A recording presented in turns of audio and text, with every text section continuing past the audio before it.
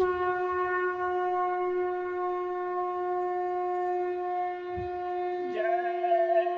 गुरुदेव। जय गुरुदेव।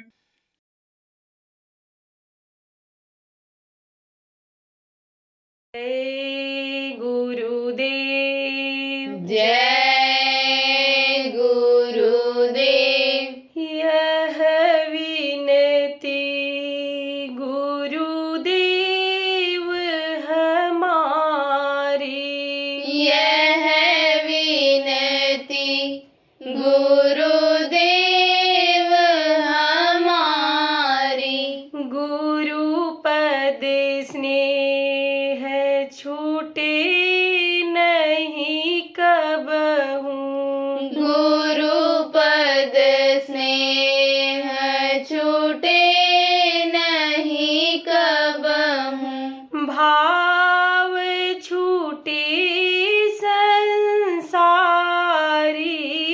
भाव छूटे संसारी। यह विनती गुरुदेव हमारी, यह विनती गुरुदेव हमारी। नित नव प्रेम जगे तुम्हारे प्रति, नित नव प्रेम जगे तुम्हारे प्रति। रहूं नाम आधारी, रहूं नाम आधारी। यह विनती गुरुदेव हमारी, यह विनती गुरुदेव हमारी। शब्द कूप की सूरत हमारी, शब्द कूप की सूरत हमारी। बनी रहे पनिहारी, बनी रहे पनिहारी।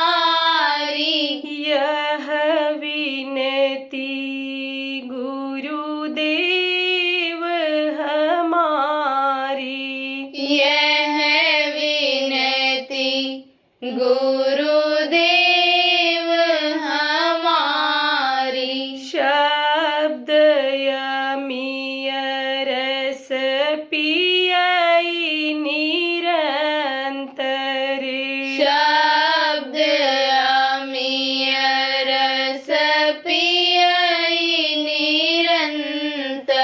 झूले अधर्म झारी, झूले अधर्म झारी।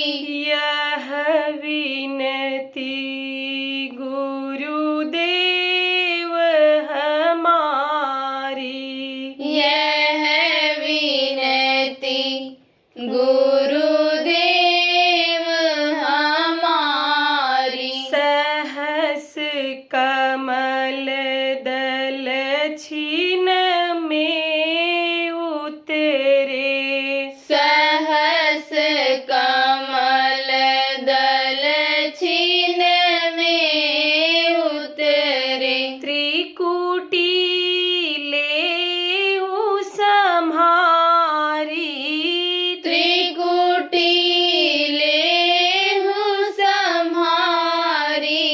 यह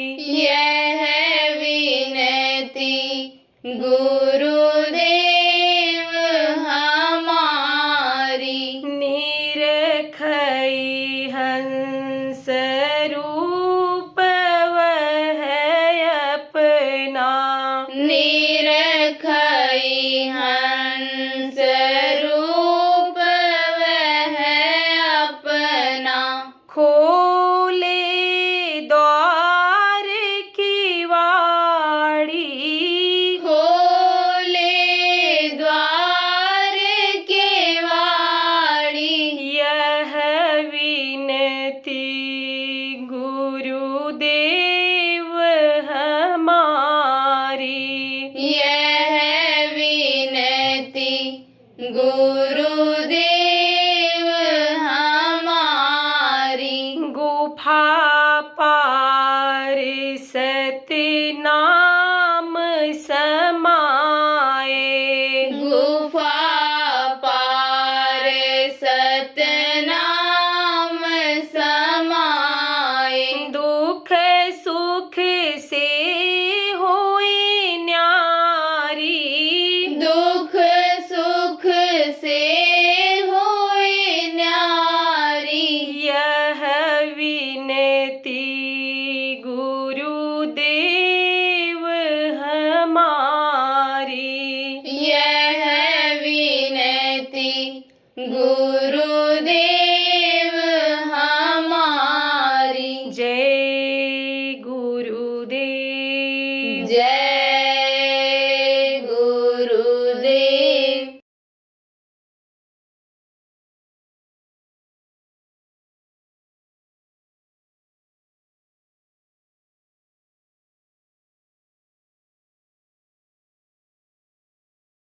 आज है पूर्णिमा। कौन सी पूर्णिमा? अगहन की पूर्णिमा। 12 महीना होता है, हर महीने में पूर्णिमा आती है।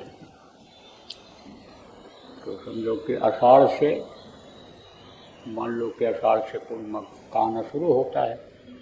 तो आषाढ़ में जो पूर्णिमा आती है वो क्या संकेत देती है कि तुम आशा लेकर के पैदा हुए हो। किससे बचने के लिए? जो ज्येष्ठ महीने में गर्मी थी, तपन थी, परेशानी थी, उससे बचने के लिए अब ये तुम्हारा समय आ गया। माँ के पेट में बहुत जलन रहती है, बड़ी तपन रहती है। माँ के पेट रहती है। देखो बहनों, गर्म पानी में आप रोटी डाल दो तो इतना जल्दी नहीं घुलता है, जितना जल्दी पेट में डालते ही घुलना शुरू हो जाता है। तो माँ के पेट के अंदर तपन ज़्यादा रहती है। उस तपन से बचत हुई, बाहर निकले तो अब उससे छुटकारा मिला। ऐसे जेठ महीना से आषाढ़ महीना जब आता है और बारिश हो जाती है, तब समझो कि ज़मीन के नीचे पड़ी हुई जो समझो घास होती है वो भी बाहर आ जाती है। जो भी चीज़, अनाज का कोई, अन्न का कोई दाना नीचे ज़मीन में पड़ा हो तो पानी पड़ने पर वो भी ऊपर आ जाता है। ऐसे ही आषाढ़ में आशा लेकर के मनुष्य जन्म लेता है। तो ये संकेत आषाढ़ क्या देता है कि ये तुम आशा लेकर के आए हो तो अपना काम तुमको बनाना है। मनुष्य शरीर पाने का मतलब समझना है। अब पूर्णिमा आती है तो 1 महीना वो ख़त्म हो जाता है। दूसरा महीना आ जाता है, आषाढ़ के बाद में सावन आया। सावन का मतलब क्या होता है? सावन। सावन का मतलब वैसे ही बन, जैसे थे। कैसे थे? निर्मल थे, कोमल थे, स्वच्छ थे, साफ थे। कोई आवरण नहीं था, कोई रजोगुण तमोगुण सतोगुण का असर नहीं था। कोई भी समझो कि काम क्रोध लोभ मोह अहंकार का असर नहीं था। कोई भी माया का पर्दा ऊपर में नहीं था। जब अपने प्रभु के पास थे, जब सतलोक में थे, अपने पिता के पास में थे, तो एकदम निर्मल स्वच्छ साफ स्वतंत्र थे। तो सावन का मतलब वैसा ही बन। भादव आया, भादव में कालिमा रहती है, तो कालिमा को मिटाओ। ये जो सावन बनने के लिए तुमको मौका मिला ये, और ये जो माया काल की कालिमा है इसको हटाओ, बाहर दो। क्वार का मतलब क्या है? ये कब हटेगा? कालिमा कब हटेगी? अंधेरा कब दूर होगा? जब सूरज का कुंवारापन खत्म होगा। सूरज का कुंवारापन किसको कहते हैं? जैसे लड़की कुंवारी होती है तो उसका ब्याह करते हो, शादी करते हो, उसका हाथ पकड़ाते हो किसी को कि यह लड़की को हमारे संभालेगा, लड़की की हमारे रक्षा करेगा, लड़की को हमारे खिलाएगा पहनाएगा, इसके सुख सुविधा का ध्यान रखेगा। इसलिए लड़की की शादी करते हो, लड़की की शादी की जाती है। इसीलिए ऐसे ये सूरत अकेली न रह जाए। समझो कि ये है फंसी न रह जाए किस में? इंद्रियों के घाट में, व्यभिचार में न फंसी रह जाए, क्योंकि सूरत इस शरीर के अंदर ही रहती है और शरीर से ही ये सब काम होता है। इसलिए ये वही न करते रह जाए और ये समय निकल जाए जो करोड़ों जन्मों में भटकने के बाद मनुष्य शरीर मिला है, वो तुम्हारा बेकार न चला जाए।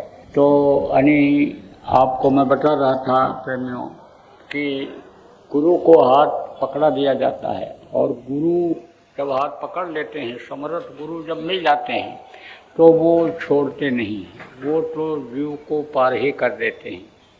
तो कार्तिक का मतलब क्या हुआ? समर्थ गुरु कुआर में मिल गए, कुआरापन खत्म हो गया। और फिर कार्तिक में क्या हुआ? काया के अंदर देखो, काया के अंदर ताको, तो समझो कि काया के अंदर दिखाते हैं। बताया यार, सभी जो संत मत के आए, सदगुरु लोग आए वक्त के, सब यही बताया, आंख बंद करके अंदर में साधना करो। पहले मूर्तियाँ थीं, तो मूर्तियों की आंखें बड़ी बनाते थे कि इसमें दृष्टि को डाल करके एकाग्र करेंगे, आप ये समझो। लेकिन अब रूप लोगों का बदल गया। अब तो उन मूर्तियों के सामने बैठने के बजाय यानी उनको फूल पत्ती प्रसाद चढ़ाने लग गए, हवन करने लग गए उनको, यानी समझो पत्थर की मूर्तियों को भगवान मान करके, और इस तरह से उनकी पूजा करने लग गए। और पूजा कबूल भी नहीं होती है, देवता खुश भी नहीं होते हैं, क्योंकि वो मंत्र तो मालूम नहीं है वेद का कि जिससे यानी बुलाने पर देवता आते हैं। तो बजाय फायदा के लोगों का नुकसान ही हो जाता है। जैसे मैंने बताया था सुबह आज सत्संग में आपको कि तीर्थ में गए, किस लिए गए? पूरी कमाने के लिए गए, पाप को छीड़ करने के लिए गए, लेकिन 10 5 पाप और लाद करके आ गए।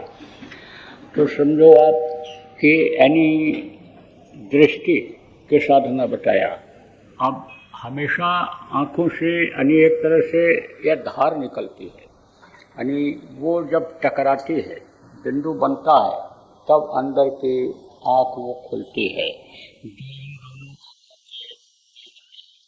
कब होता है कि जब नीचे से चिंता होता है, उलट करके उल्टा नाम जब जाना, वाल्मीकि भय ब्रह्म समाना।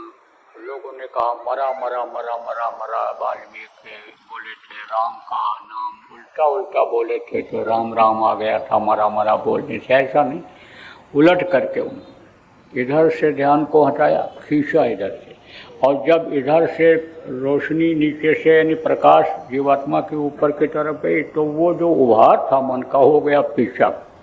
तो जब वो उभार पिचक गया तो इसकी ताकत कम हो गई, तो उसको ज़्यादा बल मिल गया। तो फिर उस ताकत से जो कर्म थे वो हट गए। चतुसंतकरण में जो अच्छे और बुरे दोनों कर्म जो होते हैं वो नष्ट होते हैं। देखो, अच्छा रहेगा तो स्वर्ग वैकुंठ जाना पड़ेगा, बुरा रहेगा तो नरकों में जाना पड़ेगा, और दोनों अगर खत्म हो जाएंगे तो फिर जीवात्मा को मुक्ति मिल जाएगा।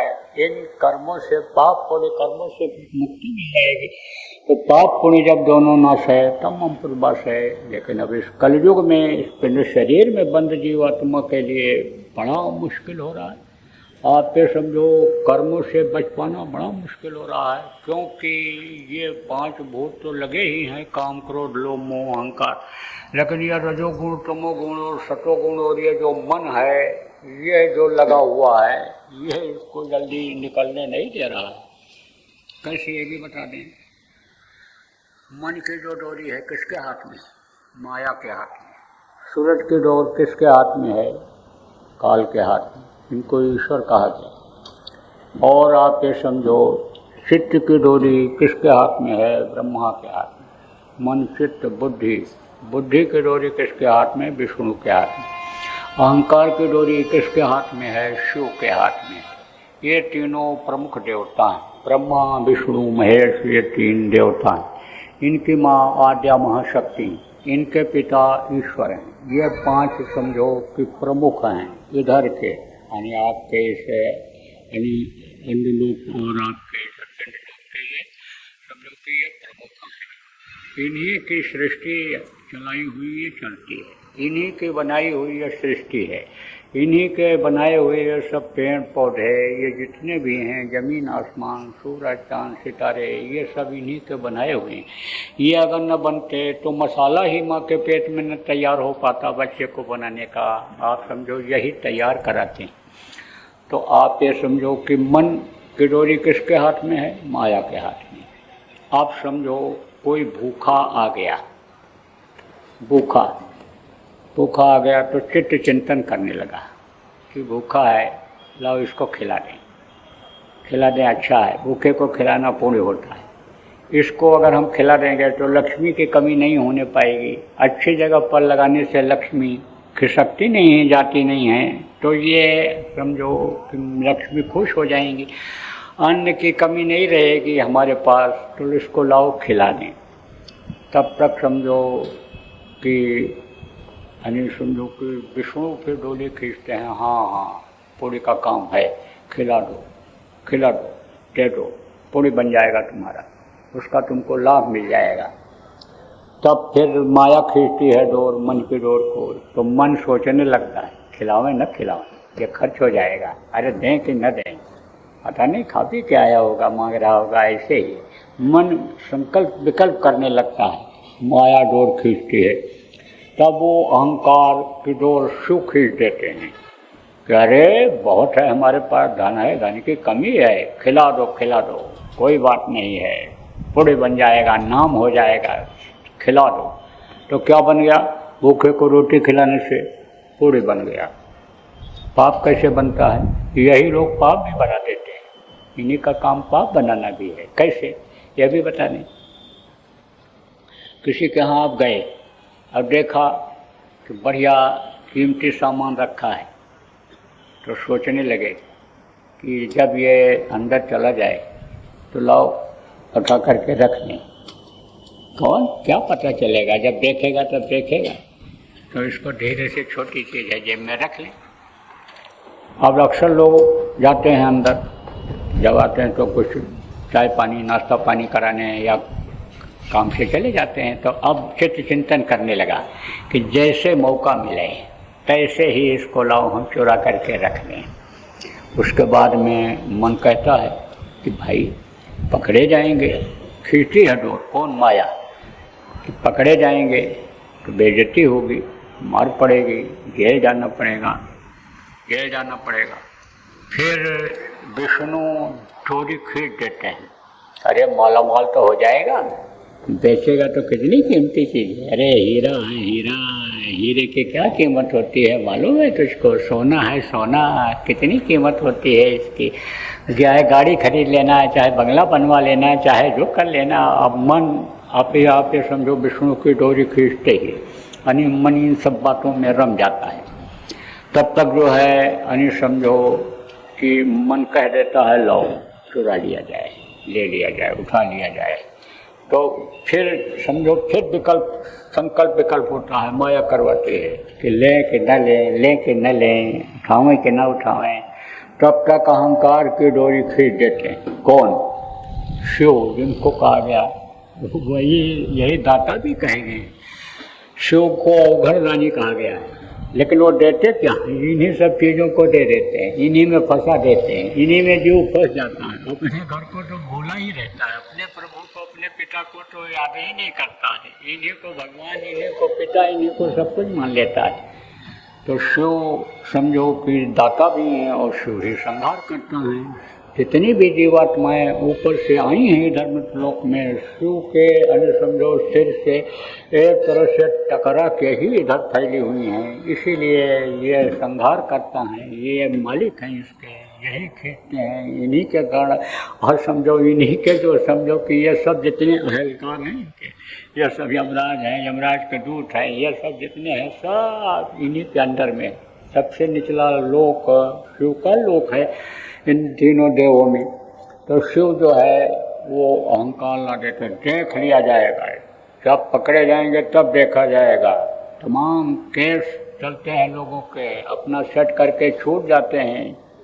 माला माल तो एक बार हो जाएंगे, देखा जाएगा, ले लो, बस ले लिया, चुरा लिया तो पाप बन गया। अब जब पाप बन गया तो समझो कि उसकी सज़ा मिलेगी।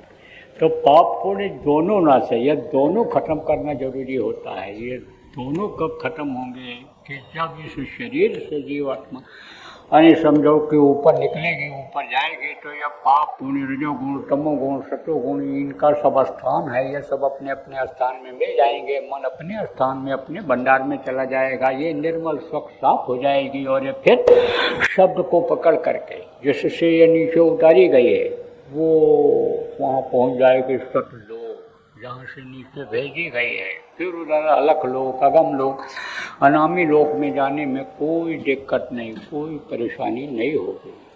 तो अगहन का मतलब क्या हुआ, यानी समझो इसका मतलब क्या हुआ, कार्तिक का मतलब काया के अंदर ताको। तो ताका आपने कि नहीं ताका, ये तो आप जानते भी नहीं होगे, लेकिन ये तो जानते रहे सरलता वाली चीज़ कि भाई भजन ध्यान सुमरन रोज करते रहो। गुरु महाराज बराबर रटाते रहे, बराबर गुरु महाराज के बाद जाने के बाद जिनको नामदान दिया जाता है उनको रटाया जाता है। चलो भाई, महीना तो आज आपका ये निकल गया काया के अंदर ताकने का, लेकिन सुबह का भूला शाम को घर वापस आ जाए तो भूला नहीं कहलाता है। चलो अब से ही अब जो है पाप को नाश करो। अगहन का मतलब क्या होता है, यानी अगहन का मतलब काया कार्तिक गया, अगहन गया, पाप को नाश करो। आप समझो पाप को नाश नहीं करोगे तो समझो कि पाप की सजा मिलेगी। अब ये अगहन भी यानी आज निकल गया, कल भी है वैसे पूनम, लेकिन समझो कि एक तरह से ख़त्म हो गया। अगहन के बाद में आप ये समझो पूष आएगा। पूष में क्या होता है, पूष में मतलब ये है कि पूष को फूस कर जलाओ, पूष को जलाओ।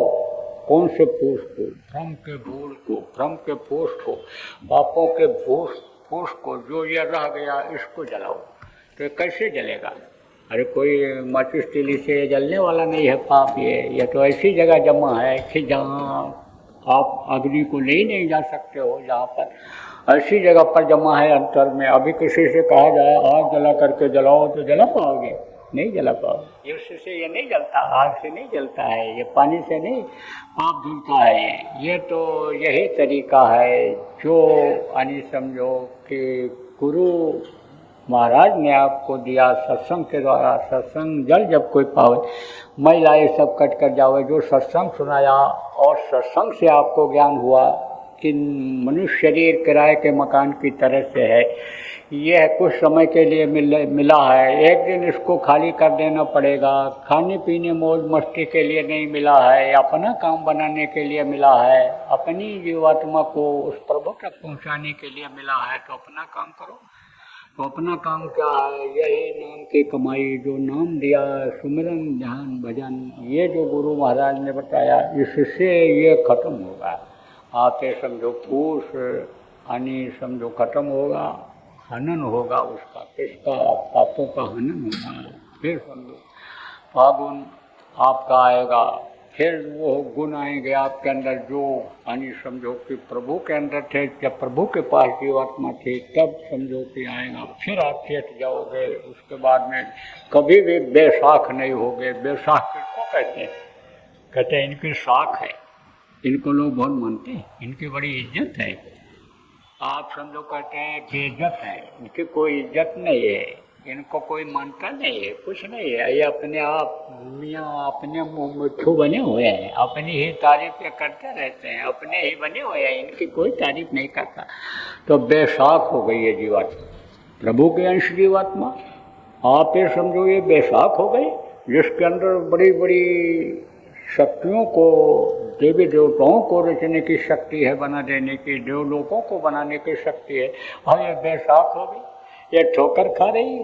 किधर ठोकर खा रही है, मनुष्य शरीर से निकली तो कहाँ गई, ठोकर खाते हुए नरकों में चली गई, वहाँ से छुटकारा मिला। कीड़ा के शरीर में, मकोड़ा के शरीर में, सांप गोजर बिच्छू के शरीर में, नवचर थलचर में ये धक्का खा रही है। नवचर किसको कहते हैं, जो नभ में आसमान में विचरण करते हैं।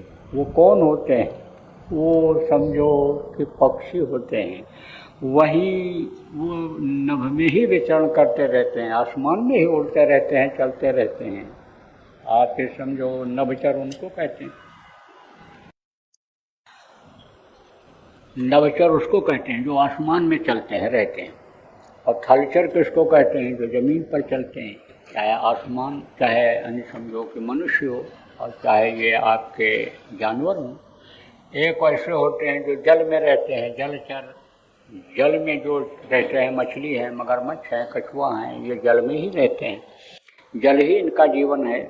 तो ये सब जितने हैं ये सब धक्का ही तो खा रहे हैं, यहाँ से निकाले गए तो वहाँ भेज दिए गए, तो वहाँ से वहाँ निकाले गए, तो कहा गया न लख 84 भरम कर, और पग में अटके आए, अब के पास आना पड़ा तो फिर 84 जाए, समझाया ना संतों ने, गद्य के रूप में, पद्य के रूप में समझा गाया, समझाया जीवों को कि किसी भी तरह से ये निकल चले, फंसे न रह जाए।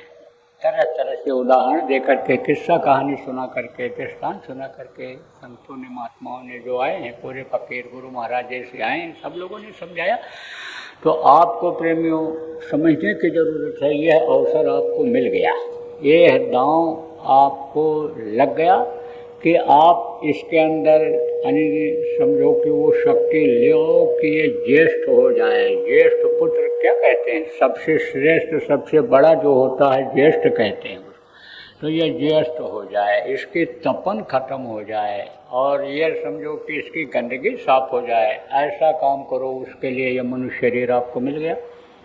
आप समझो प्रेमियों कि यह मनुष्य शरीर आपको जो मिला है, लख 84 भरम कर, 84 में चक्कर काटने के बाद तब ये मिला है, न मालूम कितनी बार माँ बेटी बनी, बेटी पत्नी बनी, भाई बाप बना, बाप बेटा बना, पता ही नहीं आपको पिछले जन्मों का, क्योंकि वरदान मांगा था जिसने इन जीवात्माओं को मांगा था, जिनको काल भगवान ईश्वर कहा गया, उन्होंने कहा था इनको पिछले जन्म का याद न रहे, यह ऐसा वरदान हमको दो। तो पिछले जन्म का याद नहीं है, लेकिन न मालूम कितनी बार यहाँ आना पड़ा, भटकना पड़ा।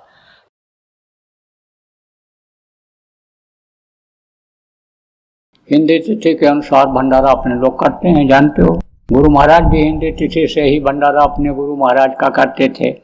तो गुरु महाराज का भंडारे की तिथि आ रही है अगले महीने में, अगले यानी मई के बाद जो जून आएगा, उसमें 2, 3 और 4 जून को कार्यक्रम भंडारे का उज्जैन में होगा। तो उसकी करो आप सब लोग तैयारी, और आप भी आओ, कोशिश करो परिवार वालों को भी लाने के लिए, रिश्तेदारों को भी, हित मित्रों को भी लाने की कोशिश करो, क्योंकि उस वक्त पर गुरु की दया बरसती है। गुरु की दया लेने के लिए सब लोग आएंगे तो दया के पात्र बन जाएंगे, दया के घाट पर बैठ जाएंगे, तो दया तो मिलेगी मिलेगी। इसलिए तैयारी करो, कोशिश यह करो कि अपने हाथ से ले करके ही गुरु महाराज के भंडारे का प्रसाद स्वयं खाएँ, और जो भी बच्चे घर की रखवाली के लिए रह जाएं यहाँ, उनके लिए भी ले आएँ। आप जो नए लोग आए हो, आपको निमंत्रण देता हूँ, आप लोग आइए वहाँ पर गुरु महाराज के भंडारे में, आप निमंत्रण स्वीकार करिए, पधारिए। कुछ लोग वहाँ पहुँच जाओ पहले से, व्यवस्था के लिए, इंतजाम के लिए, कैंप लगाने के लिए अपने, कि जो लोग बाद में आएँ उनको पानी खाना की कोई दिक्कत ना हो, इसलिए आप वहाँ पहले पहुँच करके इंतजाम देख लो। जय गुरुदेव।